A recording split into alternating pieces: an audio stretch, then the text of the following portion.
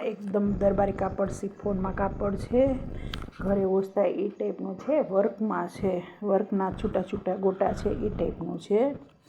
તમે જોઈ શકો છો. ફક્ત 450માં છે. અને મિસ પ્રિન્ટમાં છે એ 350માં છે. એમાં બધા કલર મળી જશે. 12 કલર છે, ડાર્ક છે, લાઇટ કલર છે.